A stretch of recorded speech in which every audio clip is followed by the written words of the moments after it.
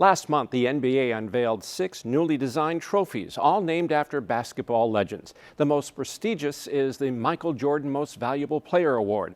Its design symbolizes an MVP's endless chase for greatness. And as Frank Healy discovered, the trophy was cast in bronze right here in Milwaukee. The 90s Bulls. And their star player are forever etched into the cave walls of NBA lore. The newest part of that story happened right here in Milwaukee. This is the Michael Jordan Most Valuable Player Award for the NBA.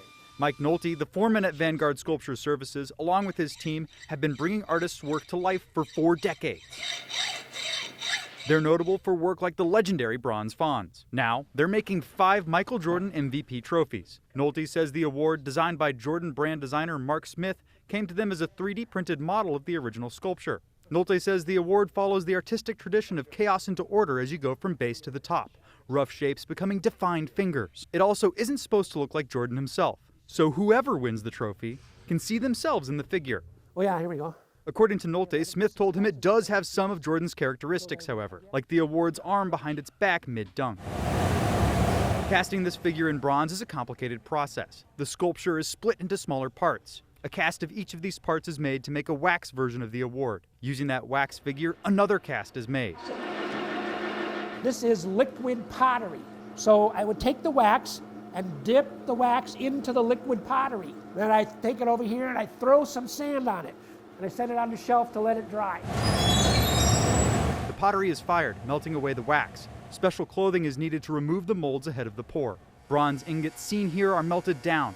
Nolte says this pottery needs to withstand more heat than even Jordan himself, over 1,700 degrees Fahrenheit, the melting point of bronze. For the pour, the bronze needs to be even hotter, around 2,200 degrees Fahrenheit.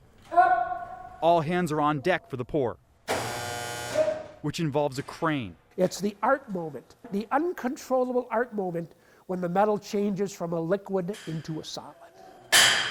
The pieces, which shrink slightly while cooling. So if it's a foot tall, it'll probably end up being a 1/4 inch shorter than 1 foot.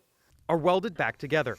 An intentional defect to prevent unintentional metal casting defects. Those defects and any others are shaved down carefully, as close to the original concept as possible. There's always some kind of metal casting defect that has to be repaired. The last part that Vanguard Sculptures plays in this award's legacy is the patina, a simulated weathering of the bronze to give it its finished appearance. Mark Smith will be present for that part of the process. We require the artist to come in and participate in the patina because they're the one that has the vision. They're the one that is responsible for the way it looks at the very end. Nolte says once the award is adorned with the gemstone basketball and placed on its stand, it's ready to be given to the MVP. Maybe Giannis? If my hometown basketball team wins the award and it comes back to Milwaukee, that would be really special. I'd like that a lot. One day, Nolte wants to make a life-size version of the award, perhaps for the NBA headquarters. But for now, he and the crew at Vanguard Sculpture Services feel like they won an MVP award by working on the trophy. The MVP award requires someone who on a team to fully participate in that team. So that's what we try to do here.